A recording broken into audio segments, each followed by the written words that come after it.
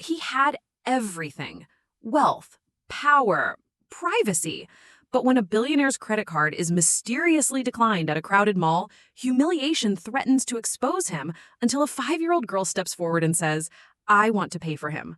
What begins as a random act of kindness unravels a story of betrayal, healing, and unexpected love, where the richest man in the room learns that the true measure of wealth isn't in his bank account, but in the hearts of those who see him without it. Hello, family. Welcome to Folklore Chronicles, Case Stories. Please subscribe and leave a like for us. It means the world to us. Also, share this video to your friends and loved ones and turn on post notifications so you don't miss future videos from us. Thank you as you do so. Sit back and relax as we dive into the story. Elijah Carter stood before the floor-to-ceiling windows of his penthouse suite, his reflection caught somewhere between the early morning sun and the ghost of a man he barely recognized anymore. He was the founder of a global tech empire, the kind of billionaire whose name only appeared in legal documents, quiet boardrooms, and anonymous philanthropic endowments. Never on gossip blogs. Never on social media. This morning, though, something inside him stirred, a vague craving for normalcy, maybe even anonymity. He hadn't stepped into a public grocery store in over a decade. His assistants typically ordered everything in bulk. His staff stocked his pantries and monitored expiration dates with the precision of surgeons. But today, he wanted to be unseen. He changed into simple clothes, a plain gray t-shirt, dark jeans, and sneakers so worn they could have belonged to anyone. No watch, no phone in hand, no wallet fat with black cards and platinum IDs. Just one slim card in his pocket, the one he'd used for years without issue. He stepped into his private elevator, descending from the sky-high luxury of his home into a world where no one would know him. His driver was surprised when Elijah insisted on going alone. "Sir, the mall is crowded this time of day." "That's the point," Elijah interrupted, sliding on a pair of sunglasses. "I'll call you when I'm done." The car, a modest rented sedan for once, purred away from the curb, merging into city traffic. Elijah kept the windows down, letting the humid summer air tangle his thoughts. Billboards passed. Children laughed in the park. Horns honked. For the first time in months, maybe years, he felt like part of the real world. The mall came into view, a sprawling structure of glass and marble, teeming with families, teenagers, tourists, and locals alike. Elijah walked through its automatic doors without hesitation. No one glanced his way. No whispered recognition. No flashing cameras. Inside, he wandered a bit, stopping at a bookstore to browse the shelves, letting the scent of fresh pages ground him.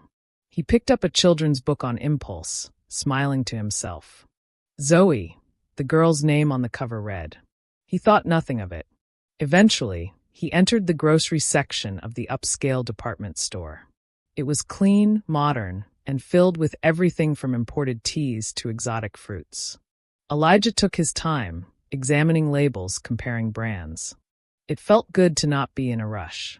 He placed several items into a basket: a bottle of rare olive oil, a small package of truffle pasta, strawberries, almonds, oat milk. It wasn't a feast, just enough to feel like he had chosen something real for himself. The checkout line was short. A young cashier with bold red lipstick and tired eyes motioned him forward. She didn't smile. "Good afternoon," Elijah said as he placed the items on the conveyor belt. The cashier barely looked up. "Card, please." Elijah reached into his back pocket, pulling out the slim, black metal card.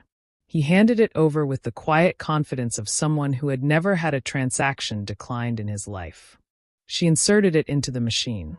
A pause. Then a beep. She muttered, pulling it out and reinserting it. Another beep. Declined.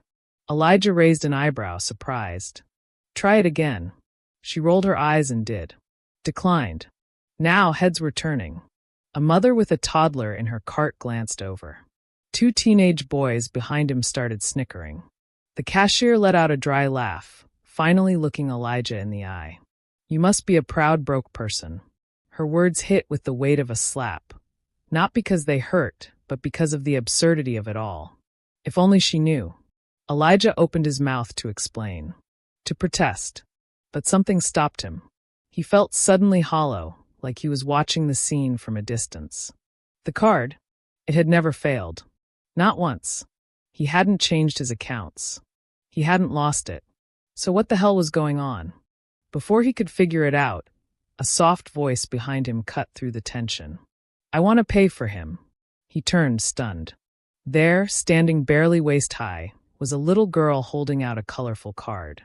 And in that instant, Elijah Carter, the billionaire, the loner, the man no one recognized, found his carefully managed life shifting in the most unexpected way. For a moment, time stood still. Elijah Carter blinked, his eyes locking onto the small hand clutching a debit card decorated with glittery cartoon kittens. The girl holding it couldn't have been older than 5. She looked up at him with wide, serious eyes framed by soft curls and the kind of innocence that didn't yet understand the world's cruelty, or maybe somehow understood it better than most. "I want to pay for him," she said again, her voice louder this time, with a quiet kind of conviction that cut through the tension in the air like sunlight through fog. The cashier's smirk faltered. "What?" she asked, half laughing, uncertain now. The little girl didn't waver. She pushed the card toward the counter. He looked sad. A few shoppers, previously smirking or whispering behind their hands, were now openly watching, unsure if this was some strange social experiment or a joke being played on them. Elijah didn't move.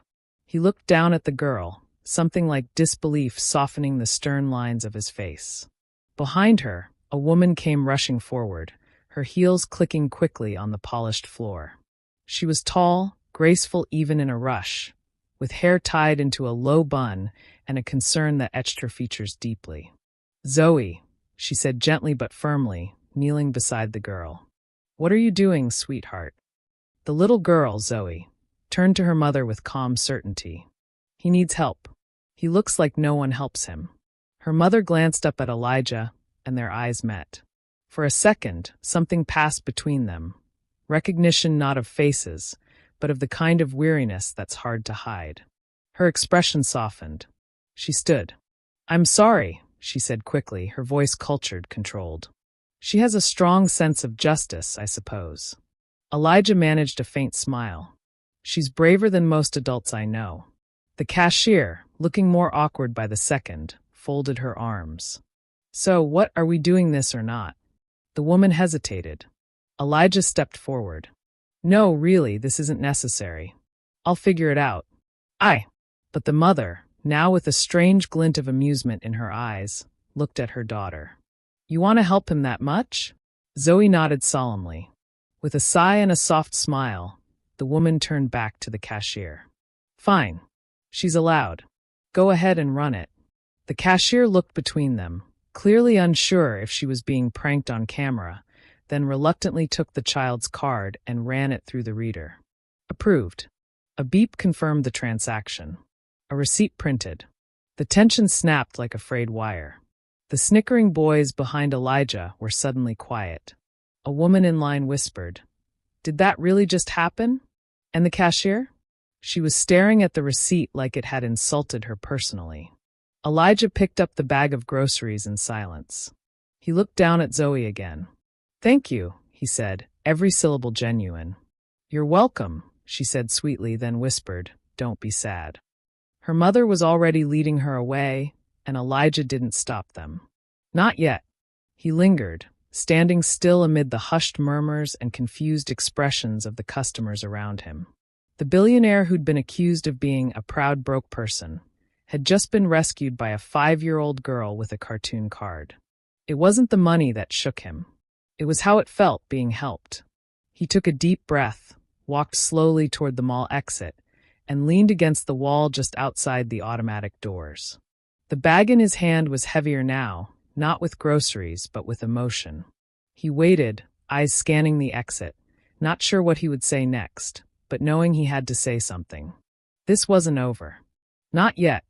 Elijah Carter stood just outside the mall's main entrance, the automatic doors sliding open and closed behind him, brushing the back of his jacket with each whoosh. He leaned against the glass wall, eyes scanning every passerby. He wasn't even sure what he was waiting for. An explanation? A second chance to thank them properly? A way to return a favor that had been so effortlessly and innocently given? Minutes passed. A cluster of teenagers exited laughing loudly. A young couple argued quietly as they passed. Then he saw them, mother and daughter, walking leisurely hand in hand, the little girl skipping a little every few steps as though the day had unfolded just as she'd imagined it would. Elijah straightened, hesitated, then began walking toward them. "Excuse me," he said, stopping a respectful distance from the pair. The woman turned first. She looked almost surprised to see him again. "Oh," she said, slowing to a stop. "You waited." Zoe looked up and beamed. "Hi, mister. You got your food." He knelt slightly so he was eye level with her. "I did. Thanks to you." Zoe giggled and leaned against her mother's leg. Elijah turned his attention to the woman. I didn't want to let that moment pass without saying thank you properly," he said, his voice low and sincere. "Not just for the payment, for the grace." She gave a small nod. "You're welcome. We're not in the habit of doing that sort of thing, if that's what you're wondering." "I wouldn't expect you to be," he said with a small smile. "I'm Elijah."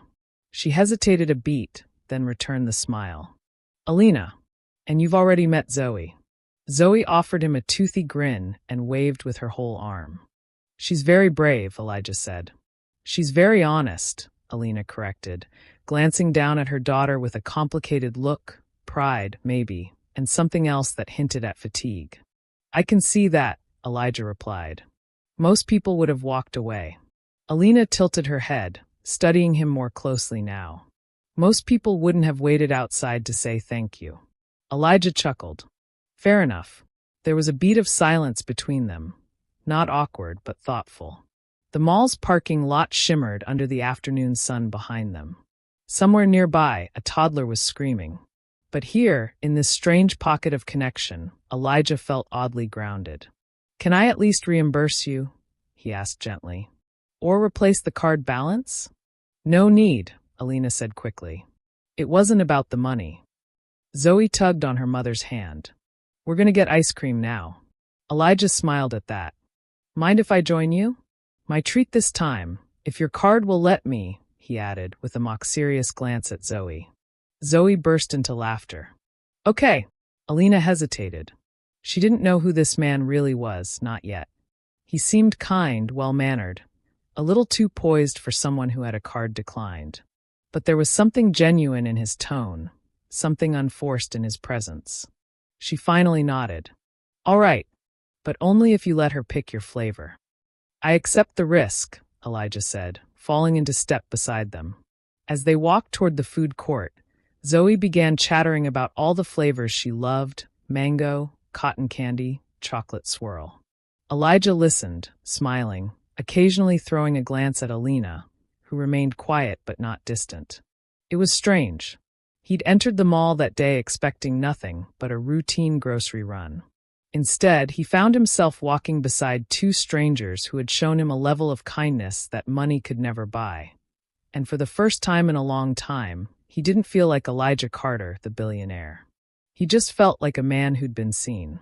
And that, he realized, was worth more than everything in his bank account. The ice cream parlor in the food court was modest, tucked between a pretzel stand and a juice bar, its menu written in swirling pastel chalk on a blackboard behind the counter. Zoe darted ahead with the energy only children possess, her small sneakers squeaking against the polished tile floor as she pressed her hands to the glass display of flavors. "Mango," she declared proudly, turning to Elijah. "You have to try mango. It's the best one." Elijah raised an eyebrow. "Bold choice." "She swears by it," Alina said with a quiet laugh as she caught up beside him. "But she also swore strawberry was the best 2 weeks ago." "I admire her loyalty," he said, chuckling softly. He ordered for all three of them, Zoe's beloved mango, Alina's cautious but elegant pistachio, and his own tentative choice, cotton candy per Zoe's insistence. They found a booth near the window, the late afternoon sun casting long, golden shadows across the table. Zoe ate quickly, chattering between bites, humming a tune under her breath. Elijah watched her for a moment, then shifted his gaze to Alina.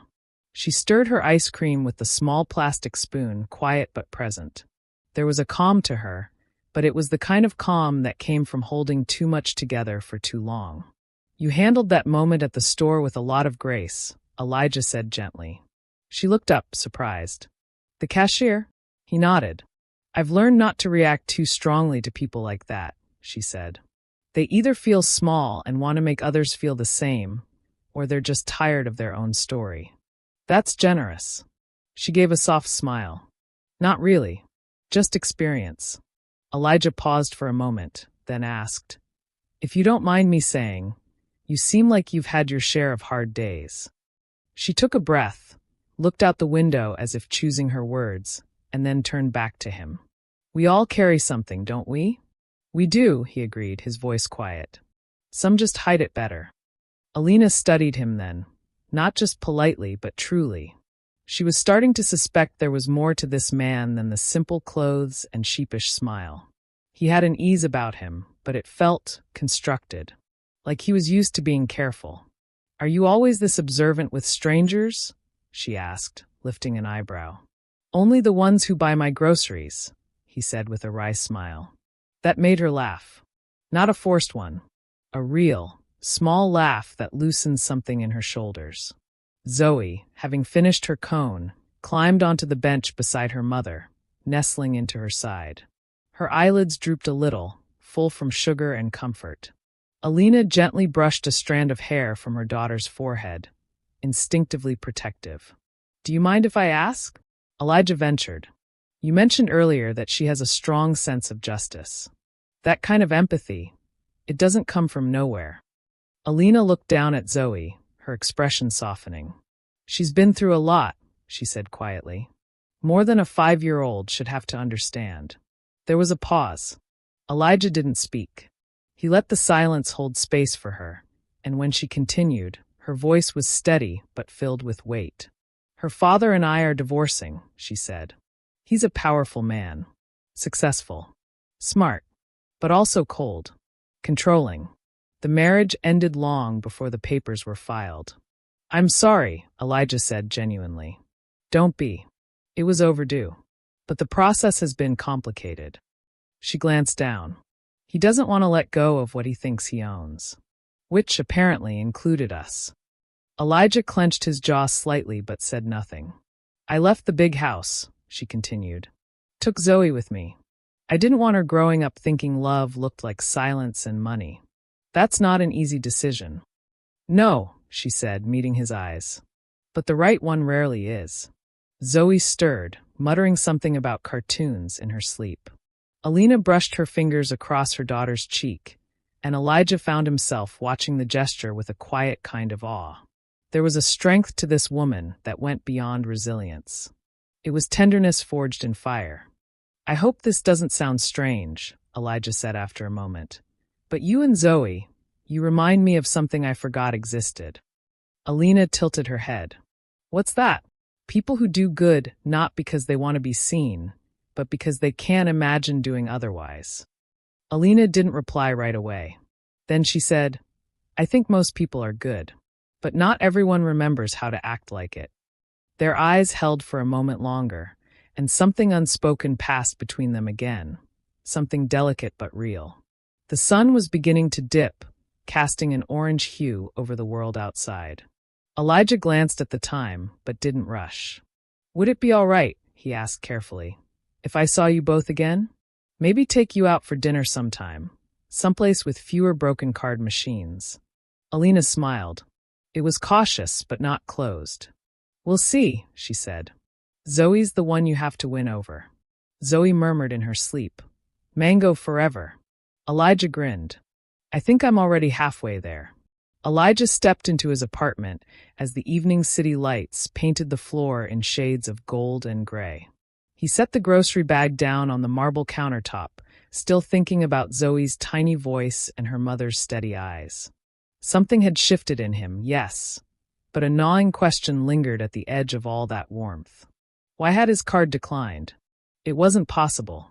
That account was managed by a personal wealth firm. It had automatic alerts, monthly audits, layers of security. He pulled the slim black card from his wallet and stared at it under the kitchen light. Something felt off. He sat at his desk, opened his secure financial dashboard, and typed in the card number. Invalid. His brow furrowed. He checked the number again. Still invalid. He cross-referenced it with his known account. This card didn't match. He pulled up security logs. No recent replacements, no reports of fraud, no freezes. Everything was normal, except the card in his hand. With growing suspicion, Elijah accessed his home surveillance backup from the previous months. One folder caught his eye, a flagged recording from a night months ago. He tapped it open. It was from his living room. Melissa, his then-girlfriend, was visible on the screen. Laughing, wine glass in hand, casually sifting through his wallet while he was in the shower. Her fingers slid over his cards until she slipped one out and swapped it with another identical-looking one from her purse. Elijah's jaw tightened. He hit pause, frozen. She'd swapped his card as a prank, or worse, a trap, during a time he'd still trusted her. Then she'd vanished from his life after he'd discovered her real motives in a string of text messages to a friend, ones she'd never intended him to see. It's not love. It's strategy. Get the money, then bounce. He had left her. No drama. Just silence and a locked door. In his heartbreak, he hadn't realized she never returned the real card. He leaned back in his chair, mind racing.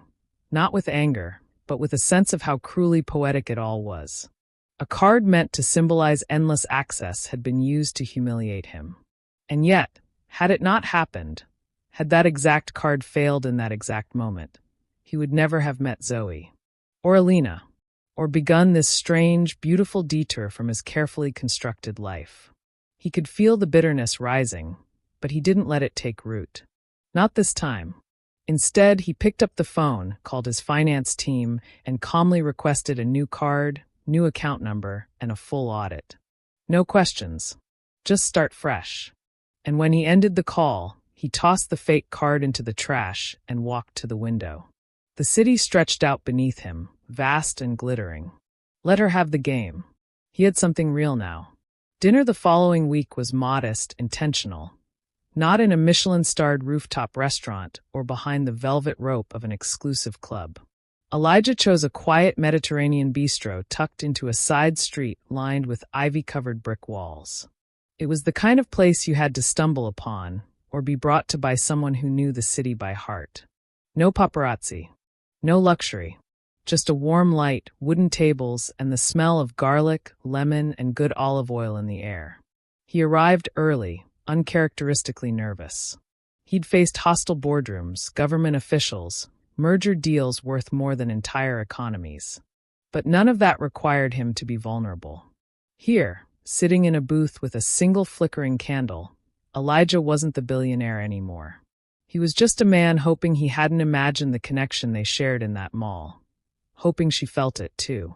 When Alina entered with Zoe, it wasn't in slow motion, but it may as well have been.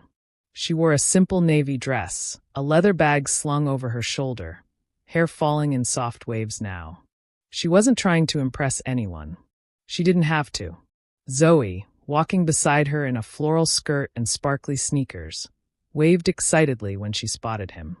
"Elijah," she called, running ahead and launching herself into the booth beside him. He grinned. "Well, hello, Miss Mango. I'm honored. You better get mango gelato later," she warned with mock seriousness. "I wouldn't dare disappoint you." Alina smiled as she slid into the seat across from him. "You bribed her with sugar, didn't you?" "It's a highly effective currency," he replied. Dinner unfolded in a way that surprised them both. Easy, natural, almost like old friends reconnecting. Zoe alternated between coloring the children's menu with a green crayon and asking Elijah rapid-fire questions.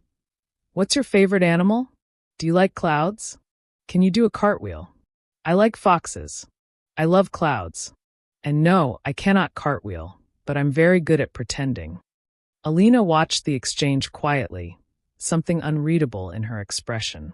She wasn't used to men like this, kind, attentive, and completely unconcerned with impressing her or dominating the conversation. Her ex-husband had never once asked Zoe what her favorite flavor of anything was. He'd thought fatherhood could be scheduled. When Zoe excused herself to the restroom, with a server escorting her, Alina leaned back in her chair and looked at Elijah across the table. "You're not what I expected." He tilted his head. "What did you expect?" "I'm still figuring that out." A pause stretched between them, comfortable but thick with potential. Elijah set his utensils down. "Can I tell you something? Off the record, as a regular person?" Alina raised an eyebrow, intrigued. "This isn't a podcast, but sure. I've spent a lot of years in rooms full of very rich, very important people. Rooms where no one's listening unless they think it benefits them. And somewhere along the way, I forgot what it felt like to talk to someone without wondering what they wanted." Her face softened. "Then I met you. And Zoe. And the kindness you gave me in that moment, without knowing anything about me, without wanting anything in return, it stayed with me." Alina looked down, quiet for a beat. "It wasn't that big of a deal." "It was to me," he said simply. "I don't want to just repay you with dinners and gifts. I want to be someone who shows up for you both. If you'll let me." She studied him, unsure. Her heart had been pulled too many ways over the past year. Torn apart by betrayal, patched together by necessity. She had built walls not out of spite, but survival. And yet, here was this man, not breaking them down but waiting patiently at the gate. "I appreciate that," she said, her voice low. "But we're not looking for a savior, Elijah." "I know," he replied, nodding. "I'm not offering to save you. I'm offering to stand beside you." That silenced her more than any romantic line ever could. When Zoe returned, climbing back into the booth with sticky hands and a fresh drawing of a very wobbly fox, the moment softened again. Elijah complimented her masterpiece, and Alina smiled to herself, watching them with a quiet ache in her chest. Not because she was falling for him, but because for the first time in years, she felt safe in the presence of a man. As they walked out into the cool evening air, Elijah offered to call them a car, but Alina shook her head. "We're a walking kind of family," she said. "Then I'll walk with you," he said without hesitation. They strolled under streetlights, Zoe skipping ahead, chasing shadows. Elijah and Alina walked side by side, not touching, not speaking much, but feeling the weight of what had been exchanged. Not just stories or gratitude, but something quietly sacred. Something beginning. And though Elijah didn't say it out loud, he already knew. This was no longer about repaying a kindness. It was about honoring a connection. The sky was turning pink behind the tall windows of the cafe where they often met. Neutral ground between Elijah's guarded world and Alina's rebuilding one. It was quiet now, the hum of city life just a low thrum in the background. Zoe was with a sitter for the afternoon. They had time. Alina stirred her tea absent-mindedly, her eyes tracing the rim of the mug. Elijah sat across from her, hands folded, strangely quiet. There was something heavier in his expression than usual. Not sadness, not fear, just a readiness. She noticed. "You've been somewhere else all day," she said gently. He nodded once, exhaling. "There's something I need to tell you." She stilled, the way people do when their instincts tell them this moment might change things. "I haven't lied," he began. "But I haven't told you everything either." Alina said nothing. He looked at her, fully, openly, for the first time without shielding parts of himself. "My name is Elijah Carter," he said, not with pride but clarity. "I'm the CEO of Carter Innovations. It's a tech company, global. Maybe you've heard of it." Alina blinked, confused. "Carter Innovations. That's you." He nodded. Her lips parted slightly. "That's, your company developed the entire infrastructure for smart homes worldwide. You were in Forbes." "I was," he said, wincing slightly. "I'm in a lot of things I don't read anymore." She leaned back slowly, processing. "You're worth billions." He didn't respond. He didn't need to. And then she asked softly, "Why didn't you tell me?" Elijah looked down at his hands. "Because I didn't want to be seen as that. I've spent years being treated like a walking dollar sign. Every interaction was strategic. Every relationship a negotiation. But you saw a man who needed help. Not a brand. Not a resume. Alina held his gaze. And you let me believe you were just a quiet guy who shops alone. I am a quiet guy who shops alone, he said gently. But yes, I should have told you sooner. I didn't want to hide. I just wanted something real before the world turned it into something else. She was quiet for a long time. Then, did Zoe know? He laughed, shaking his head. No, but I think she assumes I own the ice cream shop. A smile tugged at Alina's lips despite herself. That would track. Elijah leaned forward slightly. I'm still me. I still want to be here. I still want to help, if you'll let me. She studied him. Finally, she said, I don't care what your bank account says. He blinked. I care that you sit on the floor with my daughter and play with her. I care that you listen, that you respect me, even when I don't know what I'm doing. A pause. Then, but I am going to Google the hell out of you later. He grinned, relieved. That's fair. And just like that, the weight in the room shifted, not gone, but transformed. Not a secret between them anymore, but a bridge. Not wealth. Trust. Weeks passed, each one folding into the next with the quiet rhythm of change. Not fast, but sure, like dawn slowly overtaking the dark. What began as small gestures, ice cream after dinner, walks in the park, the occasional shared lunch, evolved into something more meaningful. Elijah started carving out space in his calendar for them, not because he had to, but because he found himself craving their presence in a way that startled him. The boardroom still called. The business still hummed in the background like a machine that never stopped. But for the first time, Elijah didn't feel enslaved to it. He was building something slower now. Something real. Alina noticed the difference, too. She had never intended to let him in. After all, her world was fragile, held together by court dates, custody evaluations, and nights where she woke up staring at the ceiling, wondering if she'd made the right decisions for Zoe. And yet, Elijah didn't push. He didn't offer solutions wrapped in dollar signs. He showed up with calm and presence, without agenda. It was one afternoon, over tea on the small balcony of the townhouse she rented, that everything began to shift. Elijah sat across from her, holding a chipped ceramic mug she'd bought at a thrift store. Zoe was at school, and the house was unusually quiet. I've been thinking, he said. Alina looked up, wary but open. I'd like to help, he continued. With the legal stuff. Your divorce. Custody. The assets he's trying to hold over you. Elijah, she interrupted gently. No, hear me out, he said, leaning forward, eyes steady. This isn't a rescue mission. I know you're capable. I know you've been handling it. But your ex-husband has resources. He's using them to drag this out, to drain you, to keep you on edge. And I can give you a team who plays at his level. Lawyers who won't let him intimidate you into silence. Alina exhaled slowly. She stared at the steam rising from her cup, fingers tightening around it. I don't want to owe you anything, she said quietly. You won't, he replied without flinching. I'm not asking for anything. Not your trust. Not your affection. Not even your time. Just let me help because I can, and because I believe you and Zoe deserve peace. There was something in his voice that made her believe him. Not pity. Not pride. Just genuine conviction, clean and rare. She nodded slowly. All right. The very next day, Elijah assembled a legal team, quiet, professional, experienced in high-profile divorce cases and wealth protection. The lawyers didn't show up in flashy suits or with condescending attitudes. They listened. They strategized. They fought not with theatrics, but with precision. In a matter of weeks, things that had dragged on for months began to move. The court acknowledged Alina's rights, finally, formally. Custody was awarded fully to her. The financial settlement came through fair and firm. Her ex-husband, for all his attempts to maintain control, was finally out of her daily life. And when the final documents were signed, Elijah didn't gloat. He didn't even attend the hearing. He waited outside in the car, engine humming, fingers tapping lightly on the steering wheel.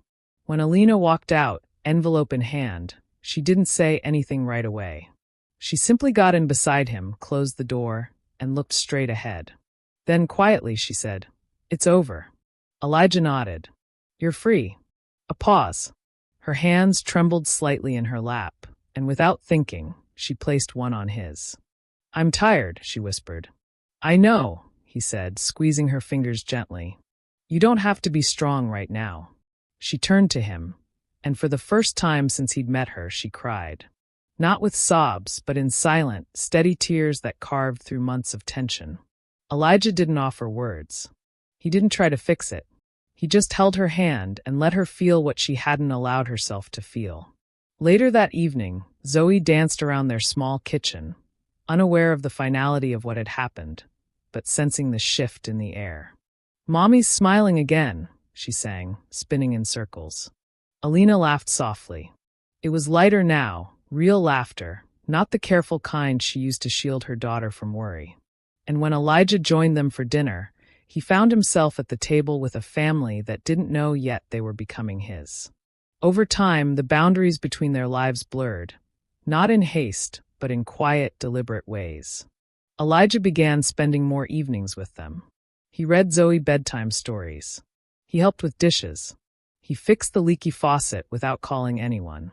And Alina, once guarded and fiercely independent, found herself leaning against his shoulder after long days, not out of weakness, but from trust. She saw the way he looked at Zoe, not with tolerance, but with genuine affection. Like she mattered. Like her presence brought joy. And Zoe? She began introducing him to people as my friend Elijah, but sometimes she whispered to her dolls, he's kind of like a dad, too. Elijah heard once, by accident, and something in him cracked open. Not from sorrow, but from healing. The garden bloomed late that summer. It wasn't much, a square patch behind the townhouse, surrounded by a wooden fence and half-shaded by a crooked maple tree. But Zoe had insisted they plant something. Flowers make places happier, she declared one Saturday, cheeks flushed with determination.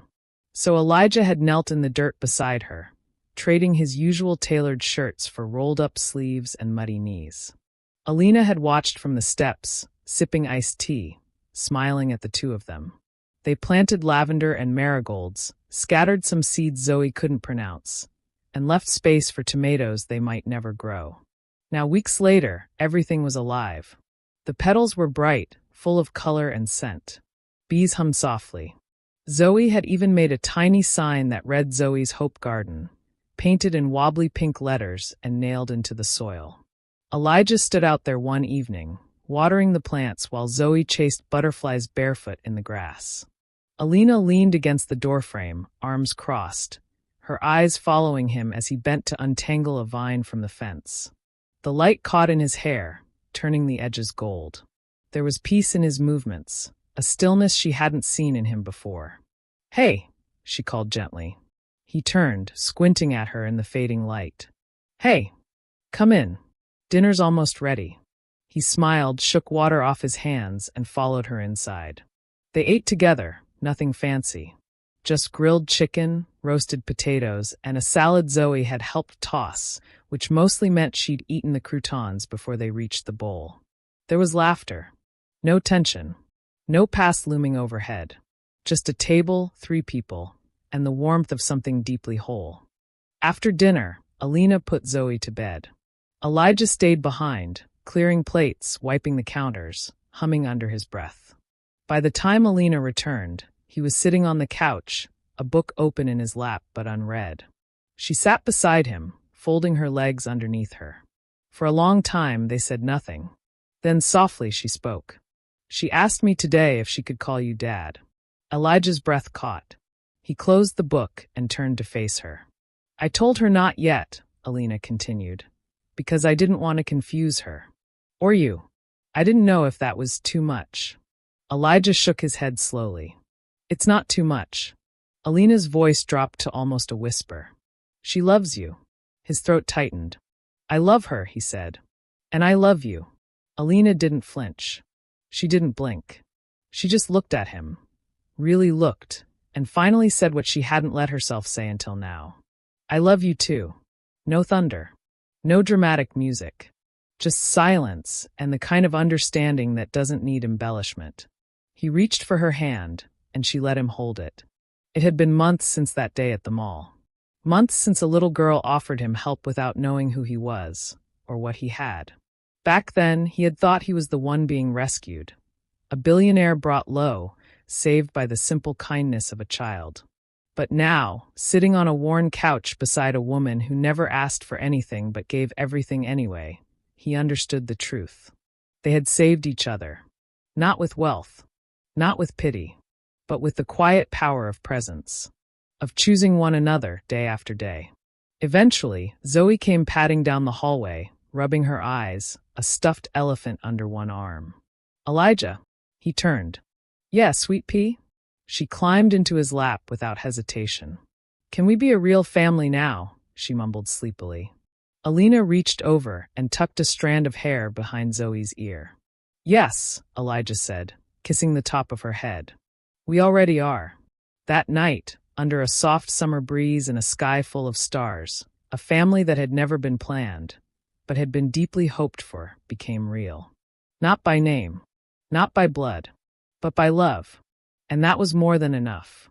We have come to the end of the story. I hope you enjoyed it. Leave a like and subscribe to my YouTube channel for more interesting stories.